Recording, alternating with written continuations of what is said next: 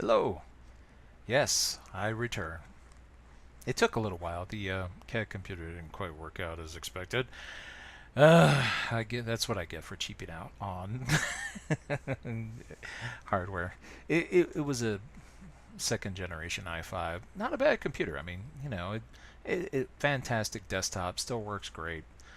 Just not powerful enough to render cat videos. As a test, I had it render a cat video, and it took 96 hours to render 10 minutes of video. So that's a fail in anybody's book by any measure. So upgraded some other computers, and now it could be cat videos every day. So, oh well.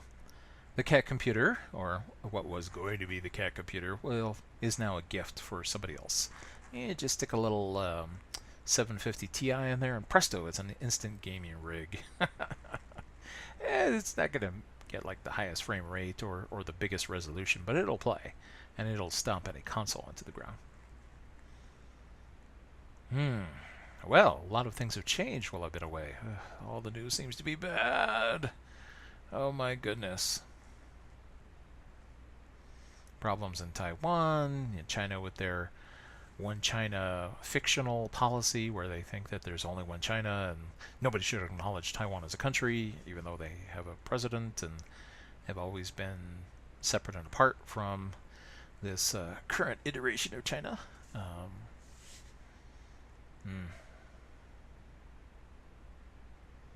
Yeah, Russians hacking the elections and all kinds of other problems, and just lots of depressing news, it seems like.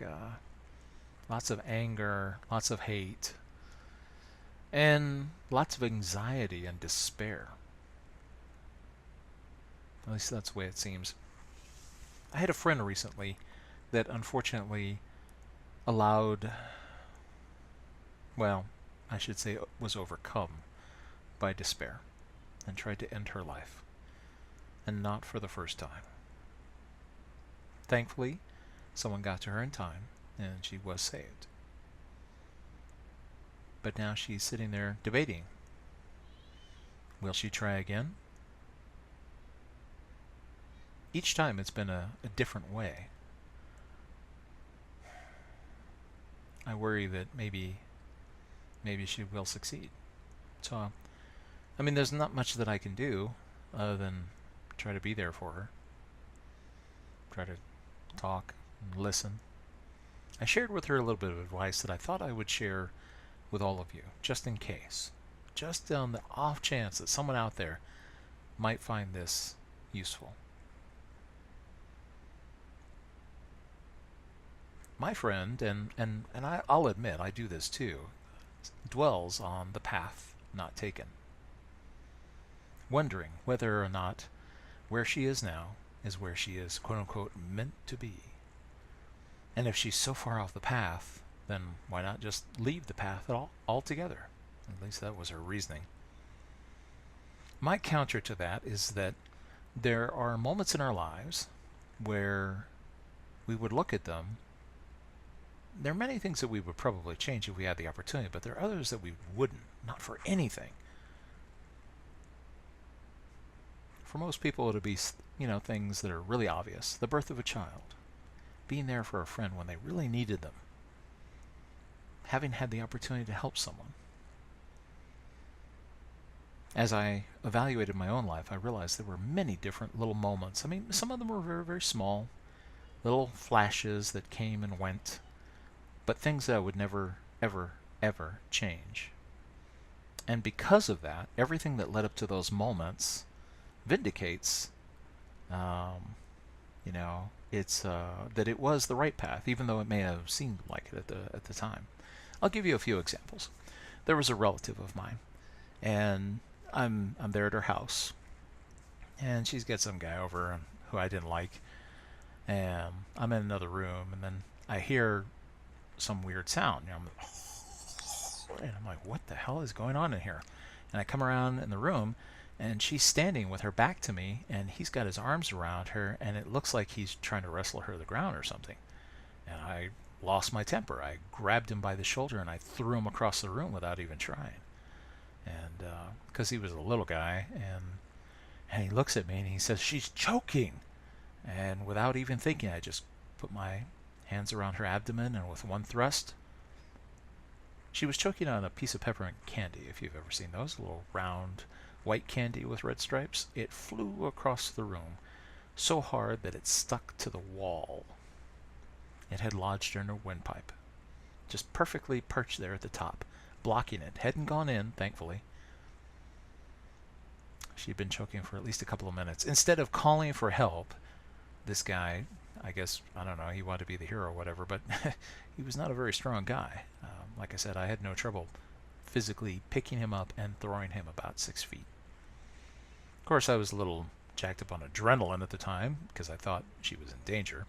And she was, just not the kind of danger that I thought, so I was already charged up. When he said she was choking, it was just boom, Heimlich. By the way, the Heimlich maneuver is very good to know and practice, so that if you find yourself in that situation, you can save a life. So everything that I did up to that moment was the right thing to do because I was there to save her. There was another moment I can think of. Pretty girl, you know. I was sweet on her, but she was married. I wasn't going to try and mess up her marriage, but she seemed to enjoy my company, and she would cry on my shoulder from time to time, so I was always there for her. And my friends were like, "Well, you know, you're not going to make a move and tear up that marriage. You're just wasting your time." But I would go over and I would see her every once in a while, and we sit and chat and whatnot, in her little place there. Well, one night I was there, and we heard all the screaming next door, and she says, "That's my neighbor. Could you check on her?" I said, "Sure, no problem." And I ran outside, and the neighbor's door was open, and so I start to peer in, and this guy bursts out and shoves his way past me to the point of almost knocking me down. And then I recover, I look inside, and she, the neighbor's in there, and she's shouting, "He tried to rape me." So I bolt off as fast as I can after the guy. Apparently he had his escape route planned. I mean, he ran around the building, ran up to the fence, and there was a big old tree that grew right over the fence. He was up that thing like a monkey and over the fence. I did not catch him. We never found out who he was. He was never caught. But because I was there that night, and because I looked in the door, he decided he was not going to complete what he was there planning to do. Now, granted, my friend tells me that the next door neighbor still has some issues about being alone with people. But hopefully it's not nearly as bad as the memory she would have been left with had he completed his act. If I had listened to my friends and not been there to spend time with her, my friend might have been, calling the police, waiting for them to arrive. Meanwhile, he's doing his thing, and he could be long gone by the time they got there. So although my other friends thought I was wasting my time, there was a benefit. There was a benefit for the neighbor. And I wouldn't change that for anything. There's another simple little moment. I'm in a big city. Lots of people on the street. I mean, so many, there's like 80 people at this one sidewalk crossing. That's how big the city is. And right in the middle of this gigantic sidewalk, there's a guy. He's on the pavement. He's wearing shorts. One of his knees is bloody. And he's extending his hand to people and saying, "Please help me." And they're just walking by and not doing anything.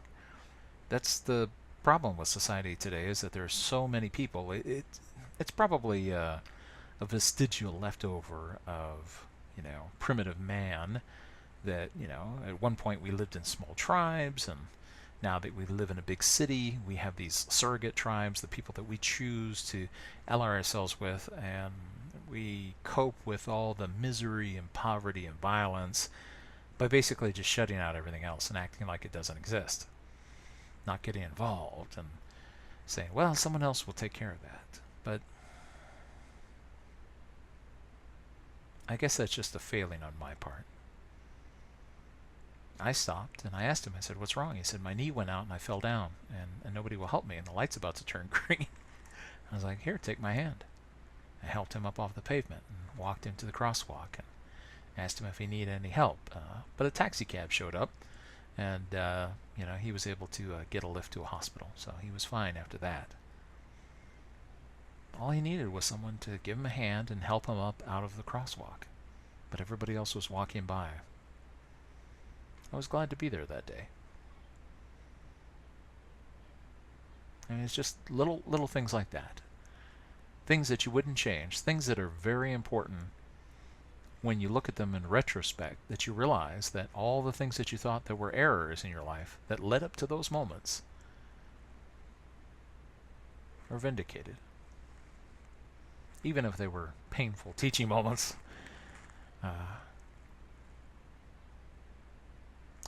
If they led to something good, where you made a difference, where you invested a little something in the lives of others, it wasn't time wasted. Your life has meaning. You're important to someone. I tried to make that point to her, and I'm hoping that I got through. Only time will tell. And if you're in one of those places, I'm hoping right now that you're thinking about those moments in your life, the ones that you are happy about, the ones that you would never change, and think about all the things that led up to them.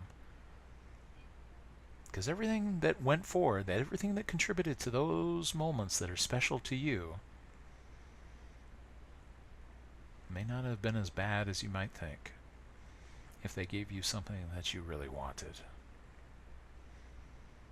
or allowed you to give something to someone else. I hope what I shared with her helped her. And wherever you are and whatever you're going through, I'm hoping maybe this helped you. See you next time.